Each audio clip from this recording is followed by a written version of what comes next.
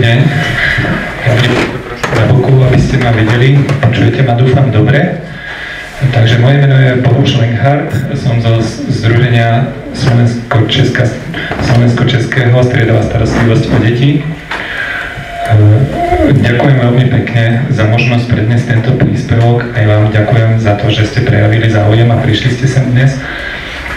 Dúfam, že budete odmenení tým, že sa dozviete nejaké nové skutočnosti ohľadne tejto problematiky, o ktorej sa tu dnes bude diskutovať. Ja sám nie som nejakým odborníkom v tejto oblasti, nemám teda vysokoškolské vzdelanie ani zo sociálnej práce, ani z psychológie, ani z práva, a preto vlastne ten môj príspevok nebudú nejaké moje skúsenosti alebo moje znalosti. Preto mám vo svojom príspevku pripravené skúsenosti iných ľudí, ktorí sú naozajstnými odborníkmi, sú z celého sveta a robili výskumy na túto tému. Čiže tento príspevok sa bude týkať pohľadu výskumov na striedavú starostlivosť o dieťa po rozvode rodičov. Na začiatok si povedzme, aká je situácia ohľadne výskumov. V Slovenskej republike, ako tu už bolo povedané, platí zákon, ktorý umožňuje zveriť deti do striedavej starostlivosti necelé 4 roky od 1.7.2010 a môžeme si povedať, že zatiaľ sa tu nejaké výskumy ohľadne tejto problematiky nerobili, že ako tie deti prosperujú, aký to má vplyv na spoločnosť, na rodičov a tak ďalej. Tieto výskumy sa nerobili ani v Čechách, hoci tam je to podstatne dlhšie. Tento zákon je v platnosti už od roku 1998, ale napriek tomu sa tam k nejakým výskumom nedostali a ani my sme sa nedostali k nejakým výsledkom výskumov. Nie sú nám známe nejaké výskumy, ktoré by boli robené v Českej republike. Čo sa týka sveta, zvyšku sveta, tak najviac výskumov bolo robených v Spojených štátoch. Tam je to asi odôvodnené tým, že naozaj aj striedavá starostlivosť sa dostala do súdnej praxe už od roku 73 a teda prvý výskum bol už v roku 79 urobený. Dodnes bolo urobených tých výskumov viac ako 400 a tam viete, že v Spojených štátoch sa situácia dosť líši štát od štátu, oni tam majú vlastnú legislatívu v každom štáte. Ale keď sa to zoberie globálne za celé USA, tak približne tých 20% detí je tam zverených do striedavej starostlivosti alebo do nejakej starostlivosti, ktorú by sme s tým mohli porovnávať. Takže z tohoto čerpá tento príspevok, ktorý tu je, ktorý vám prednesiem, a ďalej čerpá ešte z ďalších výskumov, ktoré boli robené napríklad v Nemecku, vo Francúzsku a v Belgicku.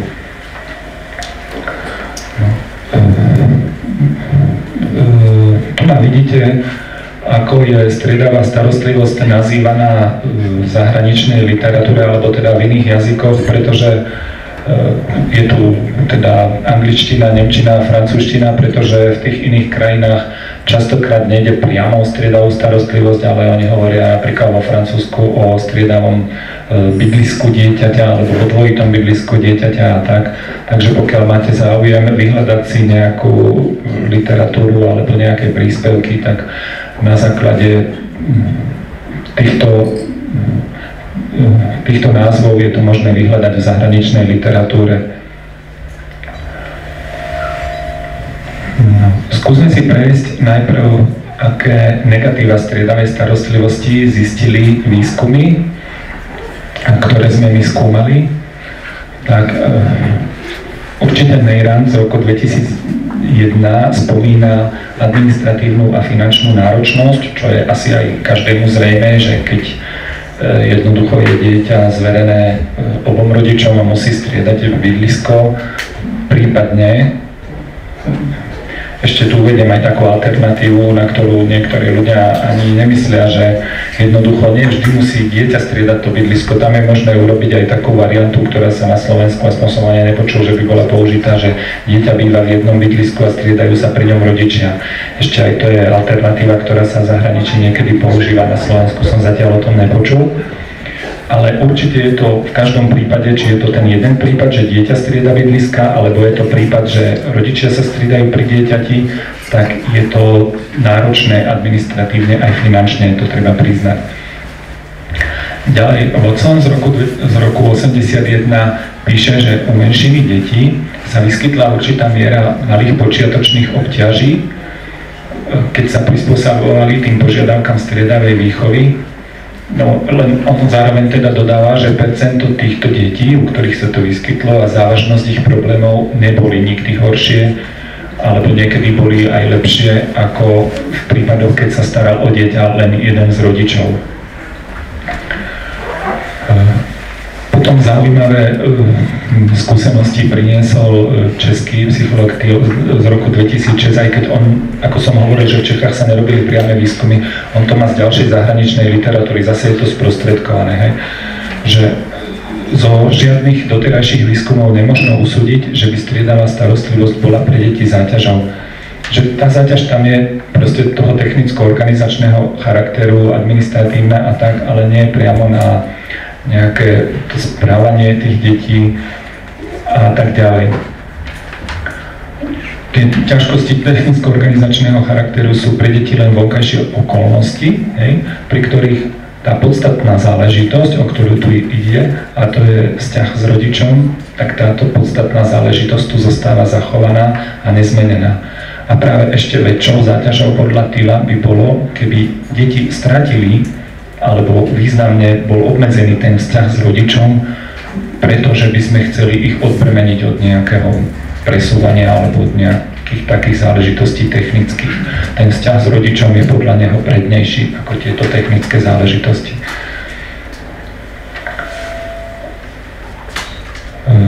Ďalej Delan sa vyjadroval na tému vo svojom výskume, je to belgický výskum z roku 2009, na tému striedavého bývania, ako vplýva striedavé bývanie na psychiku detí, a z jeho výskumov vyplynulo, že tie negatívne vplyvy sú ničím nepodložené domnienky. On totiž to pri tých výskumoch nezistil, teda štandardne to nezistil u bežných detí, že by to malo nejaké negatívne vplyvy. Tie deti sú podľa neho dostatočne prispôsobivé o mnoho viac, ako sme my dospeli, a jednoducho túto deti znášajú dobre. Čo neznášajú dobre, alebo čo im ubližuje tým deťom, je narúšanie vzťahov s rodičmi. To je pre ne deprimujúcejšie. Čiže výsledok, keď si pozrieme, čo napísal Neyran z roku 2009, je, že tie výhody striedavej starostlivosti sú rádu vzťahového, a tie nevýhody, ktoré tu sú, tak sú naozaj v tej oblasti praktickej. Hej, že je to náročnejšie organizovať to a tak ďalej. Toľko na tému nevýhod. Prejdeme teraz k tomu, aký vplyv má na deti, keď vyrastajú bez otca, pretože vieme, že naozaj v súdnej praxi je to tak, že deti, pokiaľ nie sú zverené do striedavej starostlivosti, tak sú 10-krát častejšie zverované do starostlivosti matkám.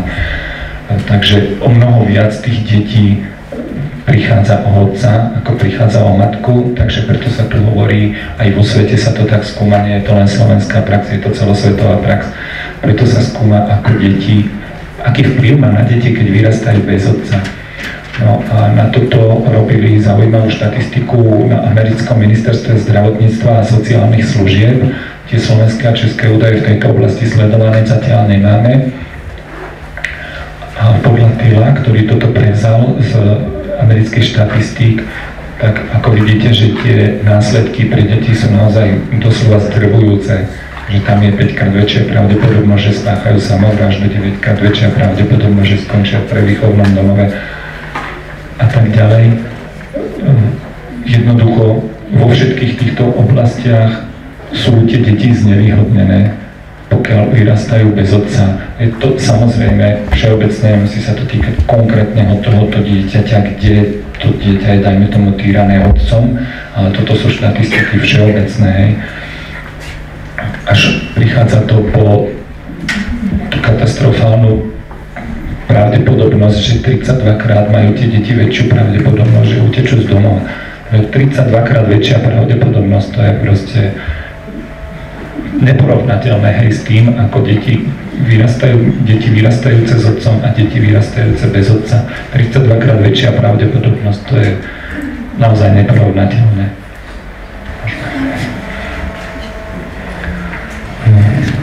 Ďalej, bakalář, český psychológ, sa vyjadroval k tomu, aký vplyv má vyrastanie bez otca na chlapcov, a teda, že u chlapcov sa potom vyskytuje sklon k dravosti. Chlapci majú proste buď také dva hlavné symptómy toho, keď vyrastajú bez otca, alebo keď tam ten mužský prvok nie je prítomný vo výchove. A to je jeden je, že oni tú svoju agresiu, ale proste to svoje mužstvo, že to jednoducho nezvládajú a že sú potom agresívni, že nedokážu to zvládať, pretože tam ten otec chýbal a nedal im ten príklad, ako sa s tým popasovať, ako s tým narábať. Alebo potom druhá možnosť je, že tí chlapci sú takí, že nie sú príliš agresívni, ale že sú zase príliš takí ustráchaní, takí zženšteli by som to nazval, hej, to je taký správny výraz, hej, že oni sú viac na tú matku, preberajú od nej tie ženské prvky a tak ďalej, ale že z nich nevyrastie ten muž taký, ako by mal byť, hej, to sú také hlavné dva symptómy, ktoré sa tam objavujú u chlapcov, ktorí vyrastajú bez otca.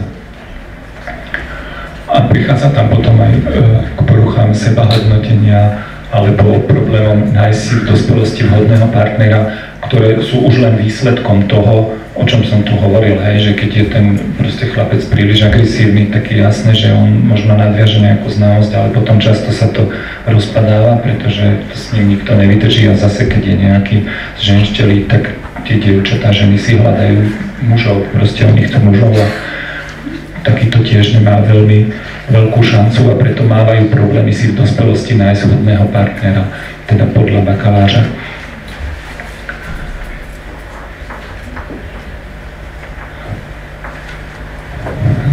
Ďalej tu máme americkú štatistiku a tá je dosť rozsiahla, ide o štúdiu 17 100 detí, rôznych detí, teda detí z rôznych typov rodín. Sú tam deti žijúce s matkou a s otčimom, ktoré dopadli vo väčšine ukazovateľov, ktoré táto štatistika skúmala úplne najhoršie.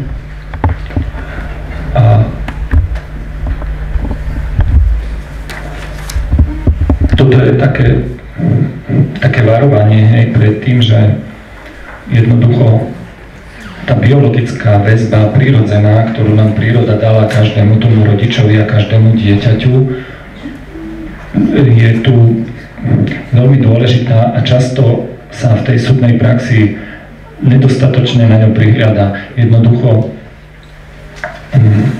pri tých rozhodovaniach sa často predpokladá, že pokiaľ si matka nájde nejakého iného partnera, takže ten bude dostatočnou oporou pre tie deti, že sa bude dostatočne starať. Čo sa aj stáva, hej? Netvrdím, že sa to nestáva a tak ďalej, ale podľa týchto štúdií jednoducho už pokiaľ deti vyrastali nie pod vplyvom svojho priameho otca, ale pod vplyvom otčima, tak tá štatistika ukázala, že tie deti dopadli úplne najhoršie, pretože ten otčím jednoducho nemá to biologické puto k tým deťom a ten vzťah tam málo kedy bude naozaj taký, aký má ten skutočný otec. Takže aký je vlastne prínos otca a povedzme si teraz v tej materskej úlohe, keď sú deti zverené do starostlivosti otca a stará sa o ne otec. Takže Till skúmal 10-ročnú longitudinálnu štúdiu rodín, kde sa úlohy toho hlavného vychovávateľa, gazdinej, kuchára, upratovačky, proste všetkého ujal otec a tie výsledky boli prekvapivé. Pretože otcovia sú štandardne považovaní za tých rodičov, ktorí sú tak možno menej schopní sa o tie deti postarať, alebo niečo také, čo vyplýva z toho, že naozaj väčšinou sa deťom venujú v domácnosti matky, hej. Ale pokiaľ už ten otec naozaj dostane tie deti do starostlivosti, tak sa zistilo, že materský otec vo svojej dvojúlohe, čiže v úlohe vlastne aj matky aj otca, prináša deťom viac ako len materská matka.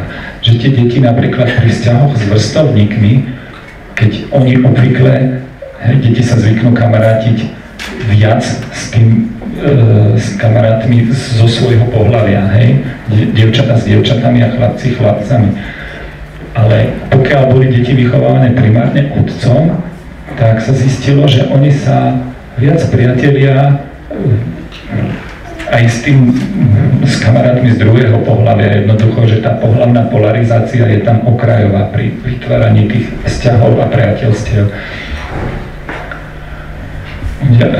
Ďalej tento autor Till uvádza, že u dospievajúcich detí neobvyklé priateľstvá vypovedajú o vplyve otca ako hlavného vychovávateľa na prekonávanie kontrastov medzi pohlaviami.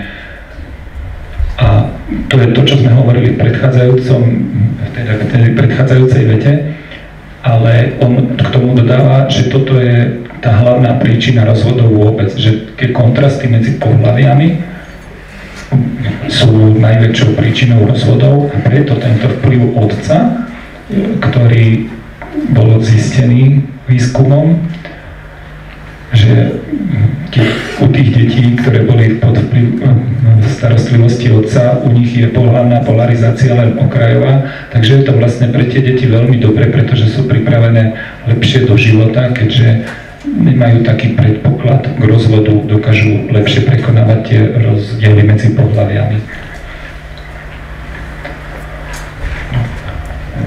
Ďalej máme porovnanie detí v striedavej starostlivosti oproti deťom, ktoré sú v starostlivosti výlučnej, starostlivosti jedného rodiča, a teraz bez ohľadu na to koho, či otca alebo matky. Takže bolo zistené Holmesom z roku 2007, že tieto deti zo striedavej starostlivosti majú 2,5 krát nižšie riziko sexuálneho, fyzického alebo iného zneužívania. Podľa ďalšej štúdie z roku 1996 sú deti zo striedavej starostlivosti lepšie adaptované, menej depresívne a dosahujú lepších študijných výsledkov. A ďalšie dva výskumy z roku 82-86 potvrdili u chlapcov menšie emocionálne problémy.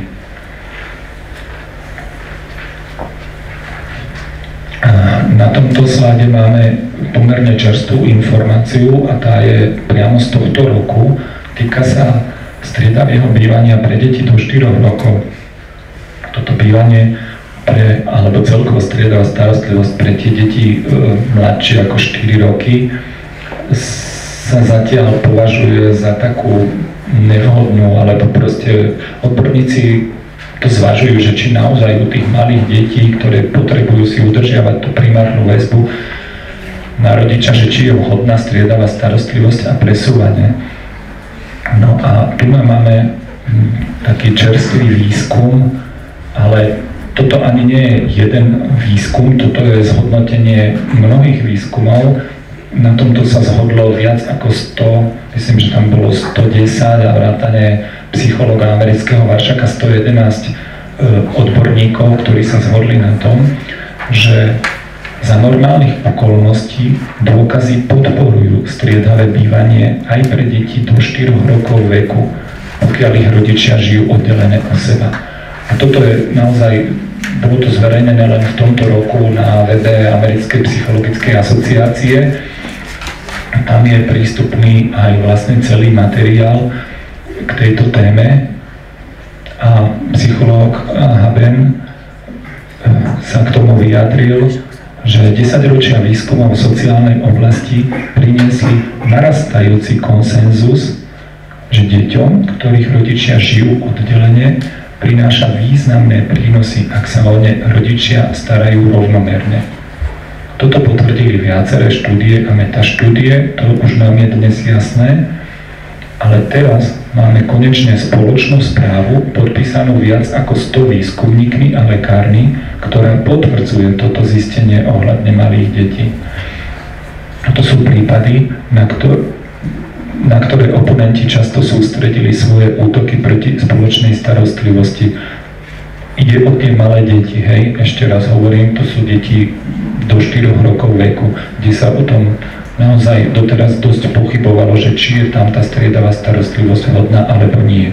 A najnovšie výskumy, nebol to len jeden výskum, hej, je tam viac ako 100 výskumníkov a lekárov, ktorí sa zhodli na tomto, že aj u týchto malých detí takto prináša pozitívne výsledky.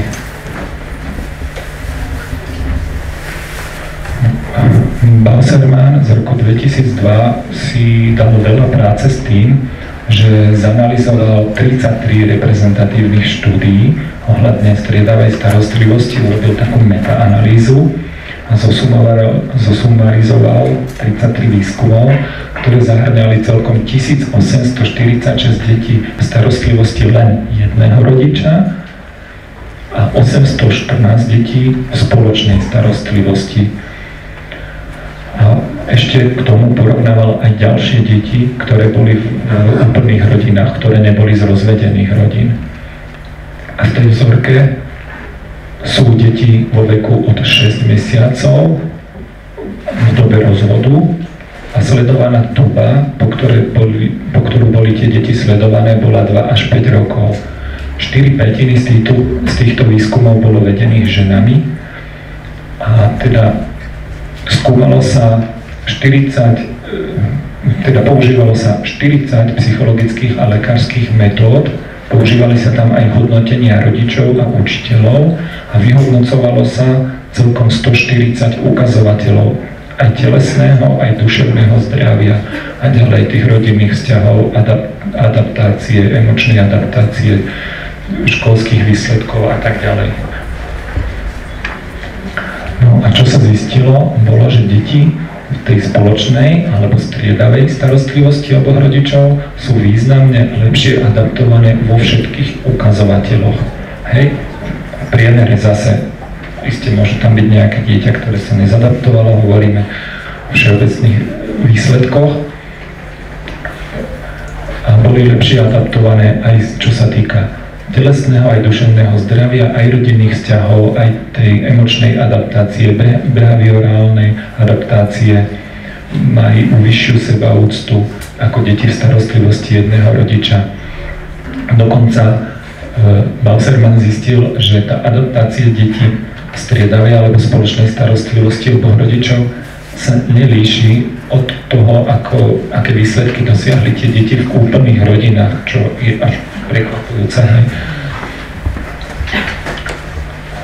Ďalej sa zistilo, že tá striedavá starostlivosť už uľahčuje trvalé pozitívne spojenie s oboma rodičmi, čo je teda asi jasné, že pokiaľ už rodičia nežijú spolu, tak čo najširší kontakt dieťaťa s rodičmi, tak uľahčuje to pozitívne spojenie. Pohlavie rodiča nemalo na hodnotenie typu starostlivosti žiadny vplyv. A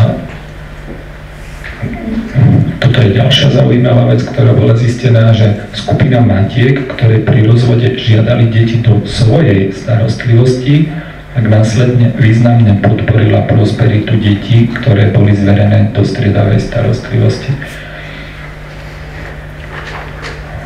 Aký to má vplyv na spoločnosť, pokiaľ sú deti v starostlivosti jedného rodiča alebo oboch rodičov? Zistilo sa, že tie rodiny, ktoré majú deti zverené do starostlivosti jedného rodiča, sú o mnoho väčšími spotrebiteľmi sociálnych dávok. A podľa tej štúdie 46% matiek, ktorým bolo dieťa zverené do výlučnej starostlivosti, dostáva pomoc z verejných zdrojov, nejaké sociálne dávky a podobne. U detí, ktoré boli v starostlivosti jedného rodiča, sa ďalej zistil významne väčší postiel samovrážd, nedokončeného štúdia psychiatrickej populácie, kriminálnej a tak ďalej. to súvisí aj s tým, čo sme tu mali na tom slajde, že keď tam otec chýba, takže presne toto sa tam ukázalo na základe tej americkej štatistiky ministerstva zdravotníctva. Tu na to je zase v tej metaanalýze od Wassermana 2002 potvrdené vlastne to isté. No a ďalšia zaujímavá vec je, že rad výskumov dospelých, ktorých rodičia sa rozviedli v ich detstve, keď oni boli deťmi, tak títo dospelí teraz jednoznačne preferovali striedavú starostlivosť. Prežili si ten rozvod na vlastnej koži ako deti a teraz, keď už sú dospelí, tak tvrdia, že by preferovali striedavú starostlivosť. No, aké má prínosy striedavá starostlivosť pre rodičov? U vzťahu otca s dieťaťom je to, že otcovia zostávajú výrazne častejšie zapojení do výchovy, v úlohy otca aj do budúcnosti. Hej, keď to dieťa sa už osamostatňuje, odchádza, ale tak jednoducho tá podpora rodičov je tam hodná a potrebná, tak tie deti nie sú odrezané od otca, vyhľadávajú a otec má sám záujem pomáhať naďalej týmto deťom. Matky praktizujúce striedavú starostlivosť pociťujú starostlivosť o deti menej ako záťaž, čo je tiež logickým dôsledkom, že tá záťaž je v prípade striedavej starostlivosti rozdelená na dvoch rodičov, takže na matkách je menšia záťaž a sú spokojnejšie aj s tým vplyvom, ktorý majú na deti. Deti žijúce v striedavej výchove lepšie vyjadrujú svoje pocity, a to aj kladné pocity, aj záporné pocity, a menej sa zamestnávajú fantáziami o znovu zjednotení rodiny proti tým deťom, ktoré sú vo výločnej starostlivosti, ktoré by si to ešte nejako želali, ale tieto deti sú v striedavej starostlivosti, sú tie deti tak lepšie adaptované a už ich to tak nezaujímajú tieto fantázie o znovu zjednotení rodiny. No, zistila sa samozrejme výrazne lepšia platobná morálka otcov, pokiaľ sú deti v striedavej výchove. A to je logický dôsledok. A štatistické analýzy pritom určili kauzalitu vzťahu. Otcovia neplatia vlastne pretože im matky bránia v styku. Neplatí teda to opačne, že nedávam mu dieťa ako matka, pretože on mi neplatí. Ono sa zistilo, že ono je to opačné, že ten otec stráca tú motiváciu platiť a to je asi tiež prirodzené, logické vtedy, keď o to dieťa prichádza, keď nemá možnosť sa s ním stretávať, keď nemá možnosť mať vplyv na výchovu, rozhodovať o nejakej záležitosti, tak v tom momente sa stráca aj tá motivácia platiť na to dieťa. Nie je to správne, ale jednoducho je to naše ľudské. Že faktická strata dieťaťa vedie k strate motivácie sa oň starať. No, striedavá starostlivosť ďalej rodičom prináša väčšiu časovú disponibilitu. To znamená, že tí rodičia majú aj viac času pre deti a aj viac času pre seba, čo vedie k vyššej kvalite života.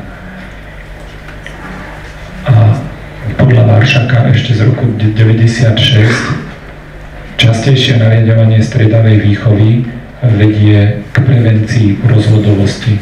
A táto skutočnosť, čo tu nie je uvedené na tom slajde, ale bola potvrdená vlastne aj v praxi v Austrálii, keď sa tam o veľkom zaviedla a uprednostnila sa tam vlastne legislatívne striedavá starostlivosť, tak tam ten počet rozvodov klesol, myslím, na 2/3. Nie som si istý, ale myslím si, že takto nejako to bolo.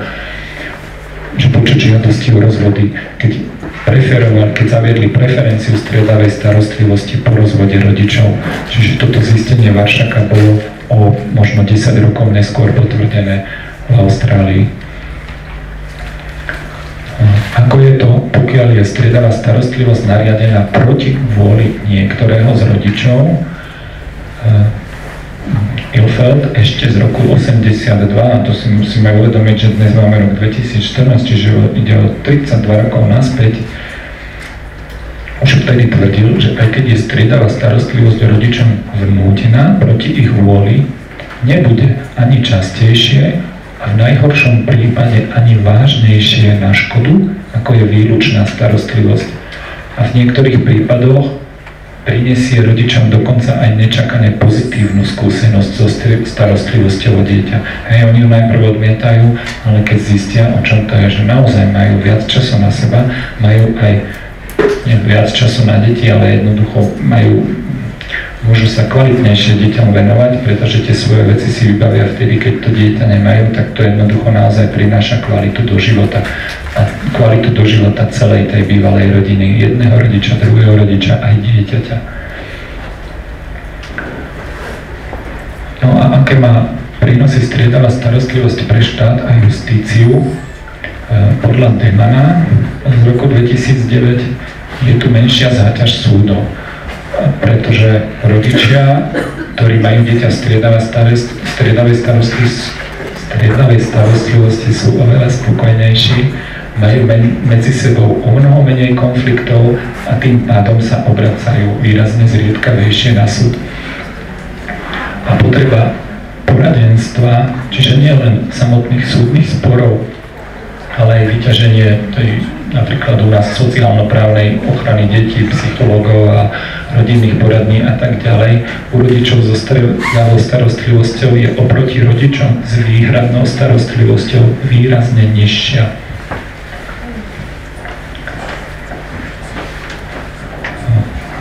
Blížime sa už ku koncu, už vás tu dlho nebudem zdržiavať. Pozrime sa na to. Toto je podstatný slajd, hej, že my sa doteraz som to dosť rozprával o tom, ako to vplýva na štát, na justíciu, na tých rodičov a tak ďalej. Bolo tam aj niečo o tom, ako to vplýva na deti, podľa výskumov, ale čo si o tom samotné tie deti myslia, tak to je napísané na tomto slajde. Zisťovali to Fabricius a Hall, čo sú dvaja americkí docenti psychológie. Na jednej z vysokých škôl sa pýtali svojich vlastných študentov, a to hneď v prvom ročníku. Pýtali sa vyše 800 mladých študentov v roku 2000, tých študentov, ktorí vyrastali s rozvedenými rodičmi. A žiadali ich, aby opísali svoje vnímanie problémov detí zasiahnutých rozvodom. Čiže priamo tých detí, ktoré boli zasiahnuté rozvodom, sa už neskôr, keď sa dostali na vysokú školu, pýtali, aké to bolo, ako to oni vnímajú. A to vnímanie týchto študentov bolo zrejme. Oni hovorili, že vždy túžili stráviť viac času s otcami, keď vyrastali, a striedavú výchovu považujú za lepšiu.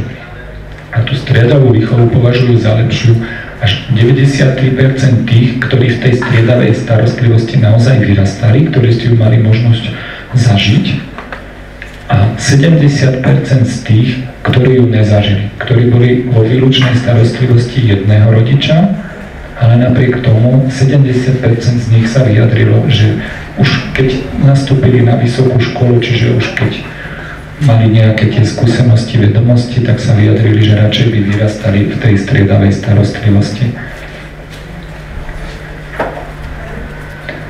No, to bol posledný slajd a tu na ďalších slajdoch máte už len literatúru, z ktorej teda bolo čerpané tieto poznatky. Boli naozaj od skutočných odborníkov, sú to psychológovia a odborníci aj v sociálnej oblasti. Túto prezentáciu, ktorú som vám tu ukázal, máme zverejnenú na stránke www.striedavka.sk. Ja ju tam ešte posuniem aj tak, aby ste si ju priamo našli, keď tam nájdete túto akciu, ktorá sa dnes uskutočnila, aby ste tam mali priamo odkaz a mohli si ju stiahnuť. Čiže tieto všetky zdroje údajov, z ktorých to bolo čerpané, si tam potom môžete nájsť, pokiaľ by ste mali záujem. Takže dovolte mi poďakovať za pozornosť, za váš čas, ktorý ste tu venovali, a ja vám prajem, aby ste príjemne strávili aj zvyšok dnešného dňa. Ďakujem.